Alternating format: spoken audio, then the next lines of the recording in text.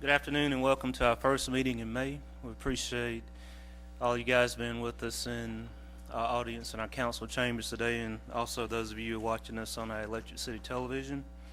Invocation tonight will be given by Council Member Beatrice Thompson, and respects to the flags will be led by Council Member Rick Laughridge. Please rise. First of all, please join me in welcoming back my seatmate, Rick Laughridge, who's been out for a little while, but he's back. Give him a big hand. Join me now in the prayer of St. Francis of Assisi. Lord, make me an instrument of thy peace. Where there is hatred, let me sow love. Where there is injury, pardon. Where there is doubt, faith. Where there is despair, hope. Where there is darkness, light. Where there is sadness, joy. O divine Master, grant that I may not so much seek to be consoled, but to console. Be understood as to understand. To be loved as to love. For it is in giving that we receive. It is in pardoning that we are pardoned. And it is in dying that we are born to eternal life. Amen. Amen.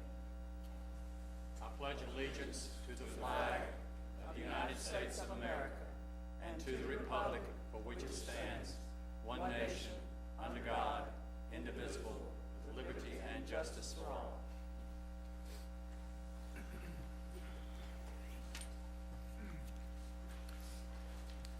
We have a couple special recognitions before we start the body of our meeting. And the first one is a Fire Department Life Saving Award for Engineer Ryan Herring and Firefighter Curtis Raxter. And I'm going to ask Chief to come up and lead us in that. Chief Warren, thank you. I'd like to call up Firefighter Curtis Raxter. Engineer Herring couldn't be here tonight. His daughter had to have surgery, so Captain Loudermilk's going to accept the award for him. And to give you a little history on the award, Fire Station 1 received a call to a cardiac arrest on Salem Street. Once the engine 1 got there, the patient was located in the floor in full cardiac arrest. Engineer Ryan Herring performed ventilations. Firefighter Curtis Raxter performed compressions. After 3 rounds, CPR was stopped and the patient regained a pulse. When they loaded the patient on the ambulance, he had a heart rate of 42. And this was directly related to the actions of Engineer Herring and Firefighter Raxter. And Curtis, on behalf of the City of Anderson and the Anderson Fire Department, I would like to present you with the certificate of commendation for actions that contributed to saving a life. And this is his 4th. And Engineer Ryan Herring is presented to you, Captain Loudermilk. Thank you.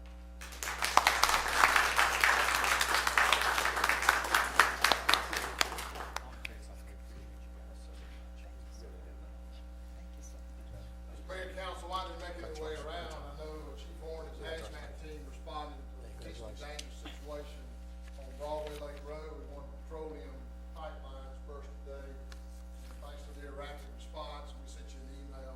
They avoided what could have been a major disaster of petroleum into some of the environment. I thank all of y'all for your efforts to participate in that team.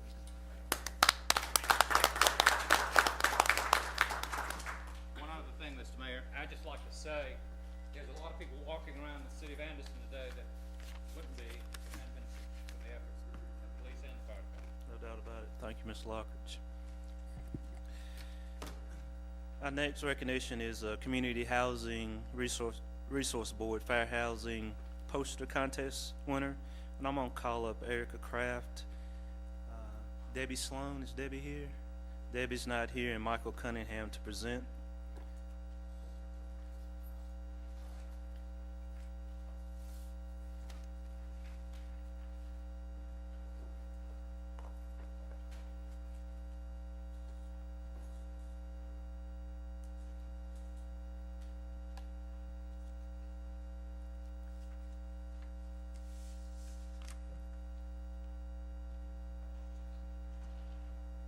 Mr. Mayor, ladies and gentlemen on City Council, and those visiting.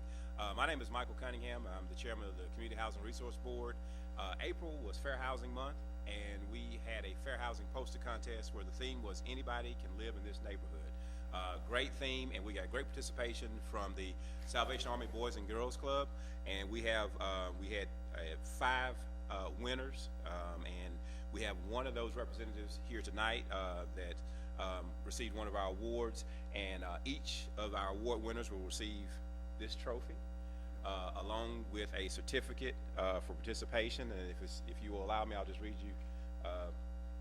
read that briefly, or if you want to read it, okay.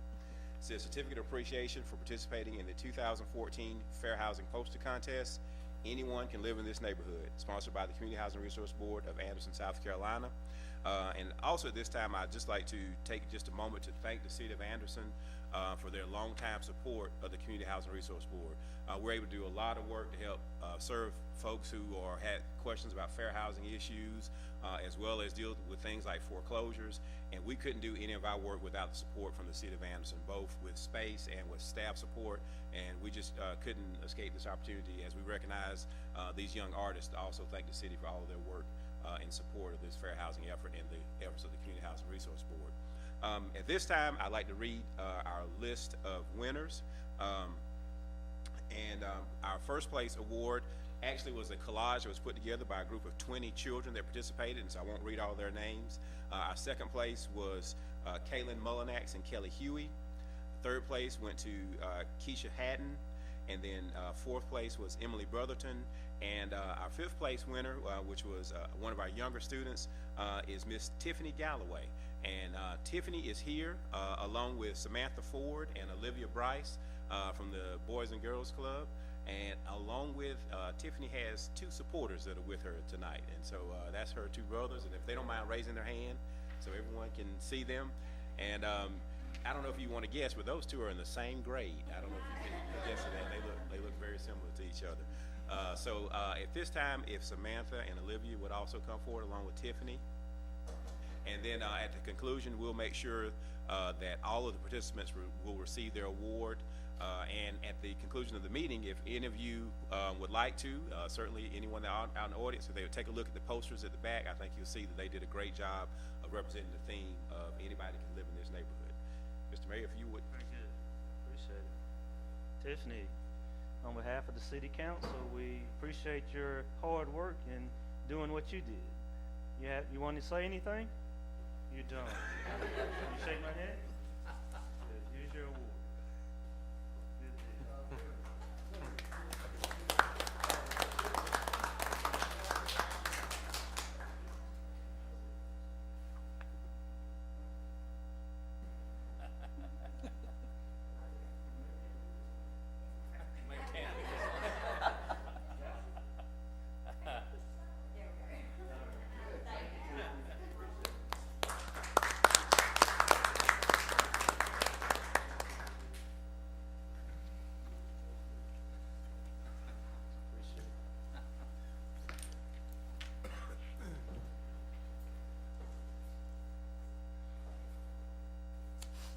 Great. The last thing, the council wants to make a proclamation, and I'm going to call Carolyn Edwards to come up. Carolyn's with ANMED, and she will come up and maybe introduce. She's coming up by herself. I thought maybe you would come up.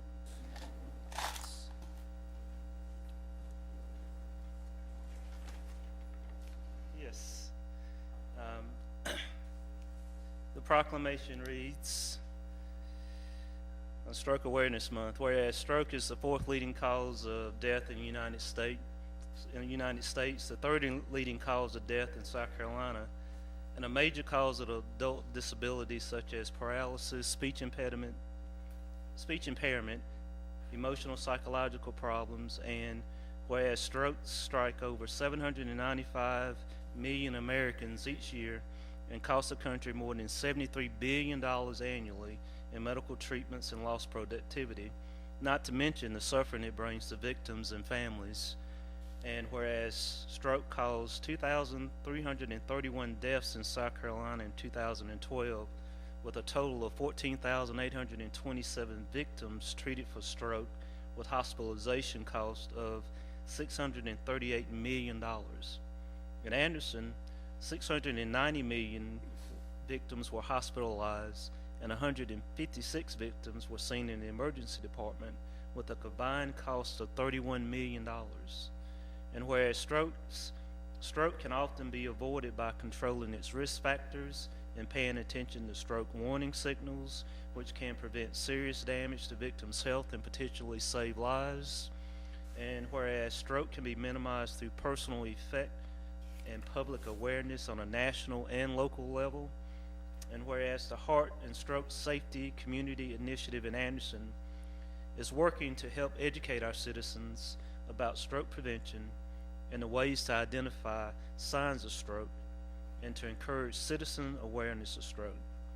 Now therefore be it resolved by the Anderson City Council, do hereby proclaim the month of May 2014 as Stroke Awareness Month throughout the city of Anderson, and encourage all our citizens to recognize the importance of early identification of symptoms and early treatment of strokes.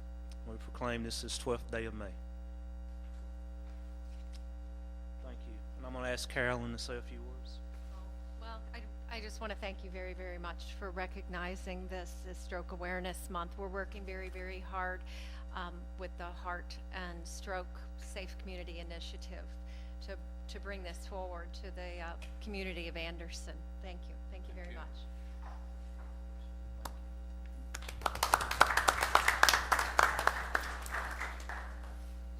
She didn't introduce Ivy Ray. I saw her tag. Thank you for all the awareness. Thank you for what you do. Thank you for all you do.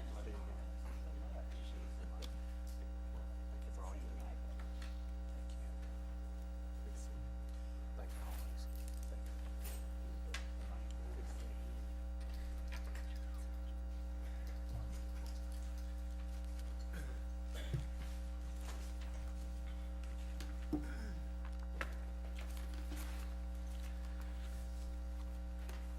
The minutes of our April 28th meeting have been distributed. Are there any corrections or additions to the minutes? Make a motion, we approve them as presented. First by the Mayor Pro Tem, second by Mr. Roberts. All those in favor say aye. Opposed? The minutes of April 28th passed unanimously. We have one item of old business, and that item is request the second and third readings of Ordinance 1407, authorizing the sale of 127 East Whitner Street. Mr. Moore. Thank you, Mr. Mayor and Council. Again, you gave first reading of this at your last meeting. To dispose of any property does require an ordinance. So this would sell 127 East Whitner to NAI Furman for the sum of $175,000. There were a couple of provisions in there, like a buyback clause for 20 years that you recommended, maybe a few other things. So no change since the last meeting. We'd recommend you approve this on second and third reading. Any questions, comments? I move that we approve this on second reading. First by Ms. Thompson. Second by Mr. Laughridge. Discussion. All those in favor say aye. Opposed? It passed unanimously on the second reading. Make a motion, we approve it on third and final reading. First by the Mayor Pro Tem, second by Mr. Chapman. All those in favor say aye. Opposed? It passes unanimously on the third and final reading. We'd like to welcome NAIA Furman to our Carolina Wren Park and look forward to them and their renovations and their upfit of that building. We have three items of new business, and the first item is request consideration of a contract from Musco Lighting for lighting system at the former McCants football field. Mr. Moore. Thank you, Mr. Mayor. I'll ask Bobby Bevel to come on down in case you have some questions while he's making his way. I'll summarize this. This is the Musco light structure, the green lighting system, which I'll describe in just a minute. It is the same system that you put in on your fields at the Recreation Center, Phase 2. The contract is in the amount of $158,500, does include demolition and removal of all the old system. If you've been by there, probably some of us played when those lights were still up, so they're ready to be removed. All the wiring, everything will be gone, and the new system installed. Also, just a little bit of a reminder, the downtown committee and the recreation committees met jointly back a few months ago to prioritize the list of projects that would come from hospitality. This was one of the projects. The city currently has a 50-year lease with Anderson County for the use of this facility. It is a major facility for the recreation program, for all of our youth football, a lot of adult flag football. We even use it for t-ball. So it's a major facility. That lease goes through 2059, which will be a long way down the road. Just a couple things about this system. They use 40% less energy. We're finding that true. There's a 25-year warranty on all the parts. They have the Musco Control Link, which is a monitoring system that can let our staff know within a day of any issues regarding it. And so there are lots of benefits to this program, and we'd recommend that you award this contract of $158,500 to Musco Lighting, and the funds will come out of the hospitality. Thank you, Mr. Moore. Anything for Mr. Moore and Mr. Bevel? Not only is it utilized for our city recreation programs, but through our partnership with Anderson School District 5, the middle schools use it for athletic purposes, and I think the high school used it this year for lacrosse, and I think Teal Hannah used it sometime for soccer tournaments. So again, it's a win-win for the whole community. Very good. Mr. Chapman? The demolition is included in the 158? Yes, it is. Ms. Laughridge? How old are those lights?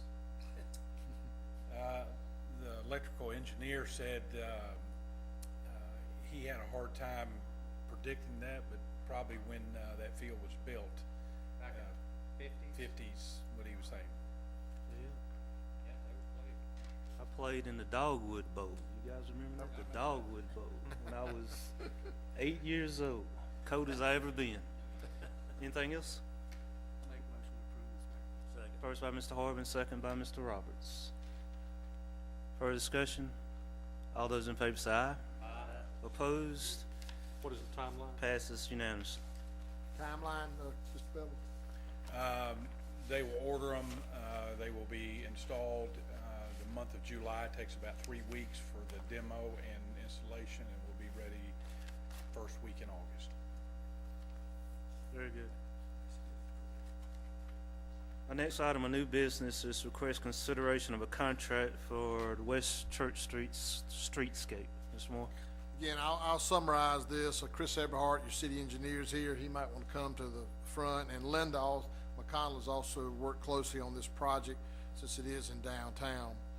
What this involves is, and it's been in the master plan for some time, the funding pieces are all in place, now the designs and bids. So what we're asking you tonight to do is to award the low bid of the 3 bidders with some minor adjustments to reduce that cost. But let me let you know and the public know what this will be. This is West Church Street from Main to Murray. It would include the demolition of the existing sidewalks, removal of existing light poles, the milling and paving of the road surface, some modifications and additions to the storm drainage system, landscape and irrigation systems, then put back in decorative sidewalks, new asphalt, the striping. We are doing some water and sewer utility relocation repairs while we're in there, new electrical system and new decorative lights, and traffic management control. So it's a comprehensive job to do that piece. It's about 40 feet wide, 390 feet long in that stretch. And I do appreciate the design work that Chris and his staff have done. You know, the other things I would say, there are several landscape islands in the project. There's a van accessible handicap parking for it. They are, again, decorative handicap compliant sidewalks, so everything will be ADA approved, and there are currently 16 parking spaces on West Church, and those 16 will remain in some other form, so there's no loss of those. We did have 3 bids. You can see the bids. The low bid was $376,000 and some odd change, so the average was $403. In looking at this, Chris and his staff did negotiate a few things down to assist us on the price. $361,092.70 is what you would be awarding to Moats Construction. Other bidders were Pickens and Earth Materials. And as far as funding, this is a combination of a number of funds. The Anderson County Transportation Committee has approved funding. The Piedmont Natural Gas Utility Tax Credit grant was received, and tax increment financing is going in to fund those, and they do add up to the total amount. We'd recommend you award the bid to the low bidder, Moats Construction. Does anybody have any questions for Mr. Moore or Mr. Everhart? Mr. Horby? Is that a city road now, or that is a city road?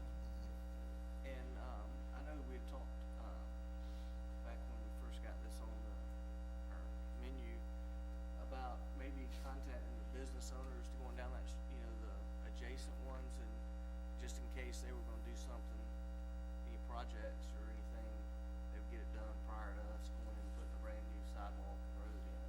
I assume we've done that. Any other questions, comments? Ms. Stewart? Now that that is a city road, I guess we won't have any problems like we did with DOT, with the planters and things along our municipal business center and all that. It shouldn't be any issues. No, sir. How did we get that to be city road? They required us to take it once we did the work at the entrance right there at Main. Once you start doing work on their roads, the best thing to do is just take them out. To give you a good example, this will look a lot like Sharp Street or some of the others. Federal or Sharp, the ones that have already been done. So streetscape and the lighting, landscaping will be very similar. Well, we normally don't own roads, but as such, do we? How many roads do we own? Do you know? Well, we've always said the rule of thumb is 85% of the roads in the city are state roads. The other 15%, I think Frankie will have to tell you, but basically you own the dirt, and the county has so far agreed to maintain those by resurfacing, or we do some grants like this. So when you turn in your list to the county, they're generally paving roads that are not in the state system, about 15% of those roads. Anything else? Have first by Mr. Harbin, second by Dr. Thompson. Further discussion? All those in favor say aye. Opposed? Stands approved. Thank you. Our last item of new business requests consideration to proceed with Canterbury Road Stormwater Project. Ms. Moore? I'm not going to get into all the engineering details, but in the way of a bigger picture, when Lindley Park was finished, and then there was some work done at Stone Creek where the drainage ran through some yards, and there was some serious liability to some of the homes and fences and things. The city staff promised after that we would help you prioritize a list of drainage projects to go forward. Those could be big projects that might be the $500,000 to the $1 million, like a Lindley or like a Huntington Hills or the Orr Street or Main Street. They may be in this $100,000 or less price range. That would be a Stone Creek, or this case Canterbury, or they may be very small, maybe $1,000, $5,000. We were in the process of doing that. This project has been on the books for over a year. Chris and the staff have gone out and looked at it, and actually the city did work there back in the 90s. So we do feel there's some liability, and so this one got kind of pushed to the top. And so we're bringing it forward to you to let you know we've not completed the priority list, asking for your permission to go ahead and prioritize this right now to move forward with the design and bidding. So Chris and his staff will they've done some preliminary design. We have 3 alternatives. We estimate the cost to be $73,000, which would include 6 catch basins, 235 feet of 36-inch pipe, and another 106 of 24-inch. We estimate that if you approve this, it'll take 60 days to finalize design, 60 to 90 days to finalize design, and then 3 to 4 weeks to construct it. So again, what we're asking, this is a little out of the norm. We have not finished the prioritization. We don't see anything on the radar, but, you know, if it rains, we may run into some other things that we don't expect. And this would come back to you at some point in the future to award the bid at somewhere around $73,000. So we'd like your approval to turn the staff loose to design this project and bid it out. Is it gonna be designed in-house, or are we sending it out to bid for design? We had proposed to design it in-house, that price was in-house. We've got some of the preliminary design already accomplished in order to do some various estimates. Thank you. Anything else? I'd just like to compliment, I think when we can do things in-house like we have done on a few other projects, it really saves the money and, you know, shows the value of our engineering staff. Well, and listen, I certainly would compliment Chris, and Chris is pretty much a one-horse show. He does have some assistants, but the two jobs, he can't do it all, so, because he's out in the field a lot, but he did design the West Church Street in-house, which is great, and this project. So don't be disappointed if we ask you to contract a few out, but he's done the two tonight. Right. He did them, so I thank him for that. Well, I'd just like to, you know, ask again if we can, you know, I know the staff is very busy, but if we can look at the prioritization of the other projects, because again, over on Lafayette Street, it's a bigger project than this, probably 3 times as big, but you've got several residents where half of their yards is already eroded into the flume. So, and I know they've been waiting on it for about 8 years, but, Fortunately, we do have the stormwater, and Mr. Stewart's right. We're about halfway through that process. And again, to kind of tell you a little bit, not get off on it too much, but like paving, we look at everything from traffic counts to potential liability. So it's not a political process, it's truly an objectively evaluated process for those projects. I think somewhere back, and we'll resend it to you, this big spreadsheet, there's plenty of them on there, so to go around. And we try to balance the big ones. You know, it'd be nice to keep doing Lindley Park all the way down, but if you do that, that puts a lot of the medium size or small ones off. So we'll try to do a little balance, just like you do the hospitality recreation, some big projects, some medium, and some small ones. So that's what, we'll come back to those, to the Public Works Committee, and let them take a look, then on to you. Mr. Mayor, Ms. Roberts? I make a motion that we accept this, design that Chris has done and move forward with it. second. First by Mr. Roberts, second by the Mayor Pro Tem. Any further discussion? All those in favor say aye. Opposed? It passes unanimous. Thank you, Chris. Before we get into administrative briefing, we do have a guest in the audience. We have Kamaya Dindy, and she's a student at Glenview Middle School, and she's in the Beta Club, and she's required to do so much community service throughout the semester, and she's here tonight, and we welcome you here. Thank you for coming. Administrative briefing, Mr. Moore. We have a couple of things before I get to the calendar. Number one, we left at your place, and we'll also have for the public and the media a statement regarding the city's position when it comes to transit, and especially as it relates to a contract with Anderson County to potentially serve Tri-County Tech and the Highway 76. Then we'll also cover an agreement the city has with EPA to upgrade its sewer line system. So let me just start with the first one. And first thing is we need to go back in transit for a little bit of background. And if you, some of you were here in '89 when the Duke got out of the transit business and the city took over in '89, and they actually was $2,225,000 was what Duke contributed the city to get out of the contract. The city invested that money and passed an ordinance at that time that said they would continue public transit, but it would fit within the budget of what federal and state grants, fare boxes, and any other money, but no ad valorem taxes. And so what you see today out there is 3 routes that the city has run since 1989 that serve basically the greater Anderson area. They run those routes on an hour service, and they stay within that budget and that ordinance requirement. 4 years ago, the city was asked by Anderson County to provide a 4th route to serve Homeland Park. This was accomplished via an intergovernmental agreement, and we're going to talk about that in just a few minutes. So basically, the city applied for federal and state grants and received those, and the county provides all the matching funds plus a small administrative fee. There are no city tax dollars that go to subsidize the Homeland Park route. That agreement is a public document and certainly available for public review. It has worked well for 4 years and served a number of people in Homeland Park to get to education opportunities and medical services and jobs. Currently, what you have been talking about in executive session for a couple meetings, you've been looking at the details of another intergovernmental agreement because Anderson County has asked the city to possibly serve a fifth route that would run up Clemson Boulevard from Walmart to the Tri-County Tech campus on 76. These agreements, the agreement for this route and the one for Homeland Park, are essentially identical. There'd be no city funds to operate this.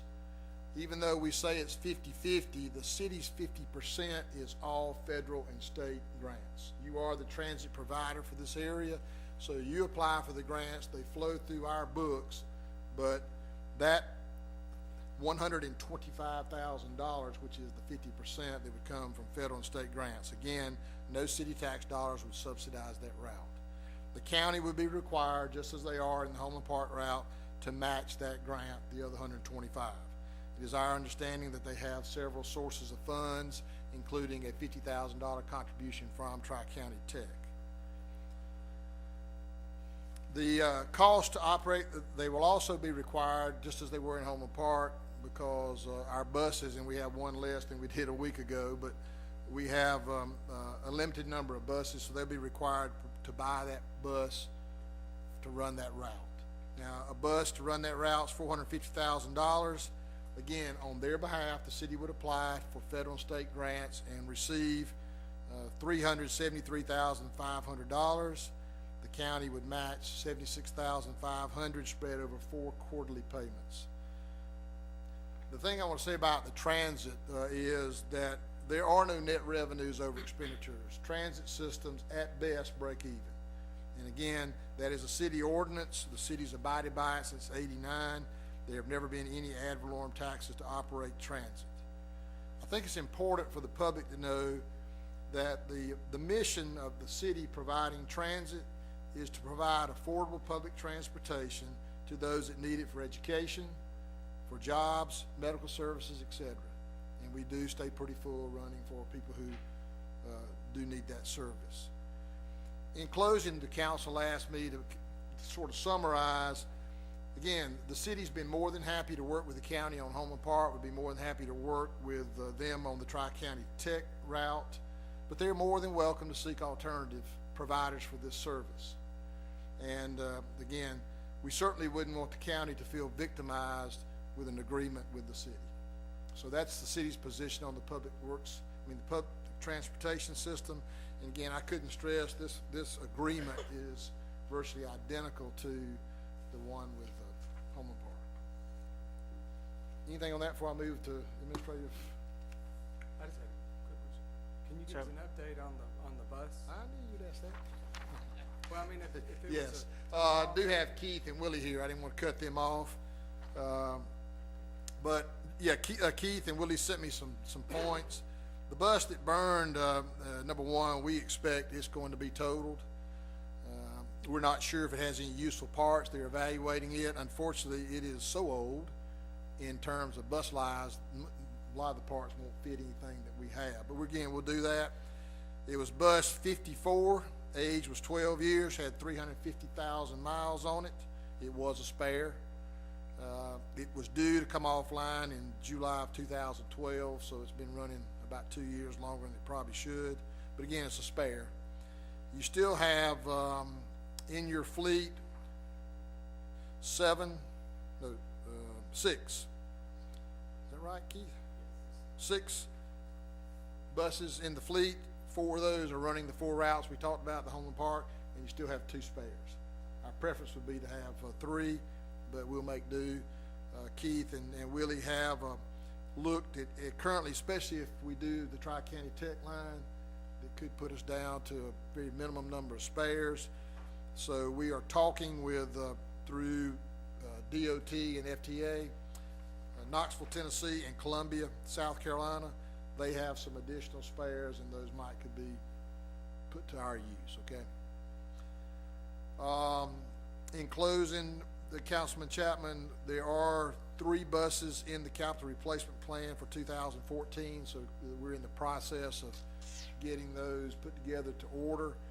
But once the order goes in, it takes about 12 months. But the final thing is, hopefully we got all these, the final thing is the normal useful life of one of these buses is about 10 years. And you can see well, I didn't give you this, I'll send it to you, but most of the stuff, we have 2013, 2011, 2006, 2004, those are the lowest mileage frontliners, and then we have some 2002s and 1s that are spares. Those are the ones that need to come off. Any other comments, questions? And that accident was on Franklin Street in my area, but everything went well, right? Yes, ma'am, and then we do plan to recognize the driver to the next council meeting. Did a good job of getting the folks off, protecting their safety. Fire department did a good job of getting the fire out. Again, we're still looking at what the cause of that was, so we have some ideas, but nothing concrete this time. Our guess is age, so but something didn't quite go right. The second thing in administrative briefing is that we have talked to you also in executive session about an agreement with EPA. You agreed to let the city manager sign that agreement, and I think it's important that we let the users of your wastewater treatment system know what you're agreeing to with the EPA. So we also have issued kind of a press release, a summary of what this agreement will be, and I'll try to do this pretty quickly. Again, EPA has been working with communities all across the country to address what they call wastewater or sewer overflows that can impact residents and certainly the environment. Those are significant in the southeast because of the aging infrastructure that's underground that we don't see. But the main thing is the city of Anderson is no different than any other community in the country, especially the southeast. So what this agreement does, we've agreed to a timeline to make major improvements to the sanitary sewer collection system to completely eliminate any overflows. I don't want anybody from the public to think that these were terrible, because over a period of 5 years, they were 48. That runs less than 10 a year. And those can be from heavy rains, or the pipe could collapse. But again, most of it's age. As we mentioned in the press release, most of the system is 50 years old, some of it 100. And it's awfully easy to overlook what's underground, because you'll see in just a few minutes the council of the city, not that you haven't done a good job in lines, but you've done a great job on sewer plants. So under this agreement, we'll do a good bit of work to discover what you really have out there in your 180 miles of sewer lines through TV, but it will require some more maintenance. We estimate that to comply with EPA guidelines, you'll need to spend $1 million extra next year, and probably another $1 million on top of that the year after. Now, there are always in these federal laws some civil penalties. The city of Anderson did receive a penalty of $45,000. To be honest with you, that could have been as high as $500,000. So I would compliment the council and Jeff Caldwell and his staff, because they have been proactive, and in many cases to all these calls that we've had over the years. But what EPA is calling the new day is to be predictive. You have to be predictive in your practices, so that if you have problems, you can predict that they may fail, and then they may need more attention. So we'll begin compliance with the Clean Water Act, and I would estimate we can't do $1 million without some kind of fee increase. Just so our customers, the 13,200 customers, will know, we expect about $4 per month on the average in-city customer as billed. Again, I'm not going to go through all the details in the press release. We talk about, you can look at both your wastewater treatment plants. You've made major upgrades and expansions about every 10 years. Again, those are easy to see. You can walk out there and look at them sitting on top of the ground, and you can see the new technology. But what this will do is, this will be a system for the 180 miles of line, You have 4,000 manholes in your system, 6 pumping stations, and basically what is underground is worth over $45 million. So it doesn't need to be left unattended, and that's really what this is about, to ratchet up to a higher level to do that. And again, kind of in concluding some of the things in the agreement, we'll map all the lines. Some of these lines go back before some good engineering and mapping days. We'll have an emergency response plan, sewer flow overflow plan. Fats, oils, and greases can be a problem in these areas. Again, and there's a few other things, but there'll be a major amount of infrastructure rehab during this program. So again, we'll begin that. We'll sign that consent order. You'll start to see some stuff in 6 months, about 2 or 3 years, but eventually over the next 20 years, we'll completely rehab what's underground. Any questions on that one? How much, Mayor, Yes, Ms. Laughridge. how much of the, you said that some of the area was 100 years old. How much do we have that's 100 years old? Jeff, help me out here. Since Jeff was here back then, we'll let him address that. Wasn't quite around then, but we do have about a third of our system that we don't have any information on as far as where lines are going. We're out now looking for manholes, just making sure we know exactly where they're at. So when we do start the mapping effort, that we can go a little quicker.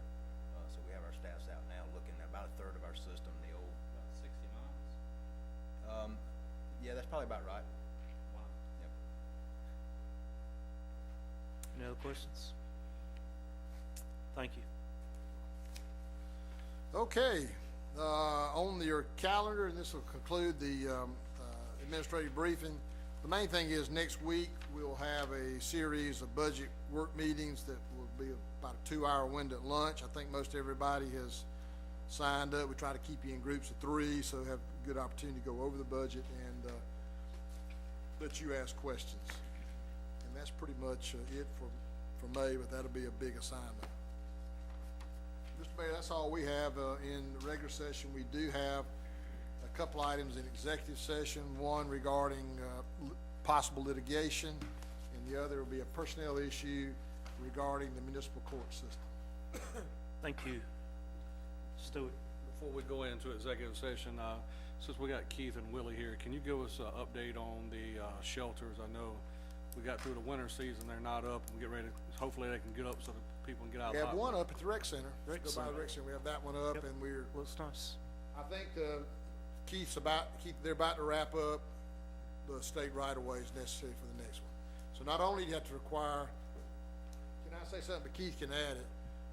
First and foremost, those transit shelters were constructed by all of our employees. We had a little transit challenge, and they could work after hours and build one, and we give them credit for a day off. And so we had a lot of people, not only did they build them, but they learned that everybody doesn't have a car, and they learned a whole lot more about our organization, and people are dependent on transit. So they're all built, and we're in the process of getting the right-of-ways from the state, and they'll all be ADA accessible, so from the sidewalk of the road to where the bus comes, you have to be ADA accessible. But if you want to see one, and I'll hush and let Keith, there is one now up, since the city owned the property at the recreation center.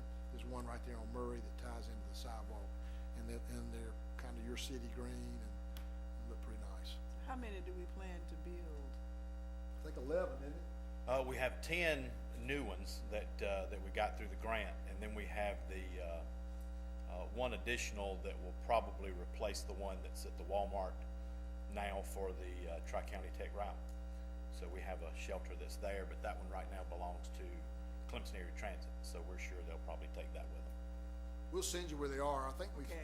sent them out, but you may have forgotten about them. We'll resend it.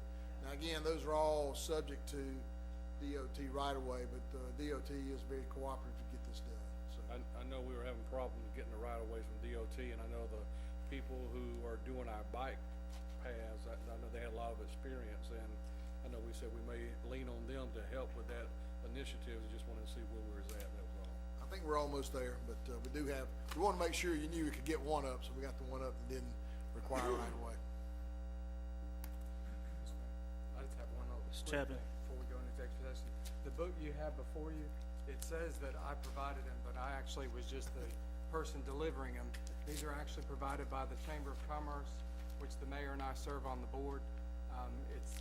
It features a variety of our local businesses and has facts and information about the city and county in general. But and I think if anybody in the audience or anybody at home wants to purchase this, they can be purchased at the Chamber of Commerce.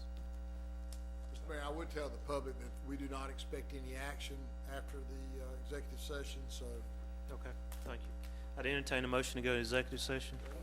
Have first by Mr. Roberts, second by Mr. Laughridge. All those in favor say aye. Aye. We stay in executive session.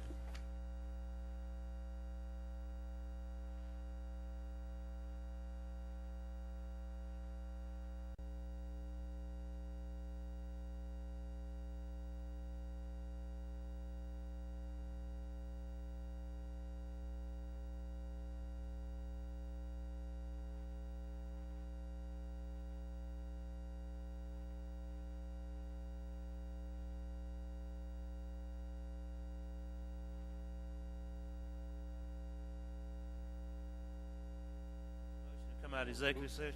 Have first by Mr. Stewart, second by Mr. Roberts. All those in favor say aye. Aye. Opposed? We stand out of executive session. In executive session, we had updates on the legal advice, the possible litigation, and we just heard the city attorney and the city manager's advice on that. And on the personnel matter in the municipal courts, no action will be taken at this time. I'd entertain a motion to adjourn. So moved.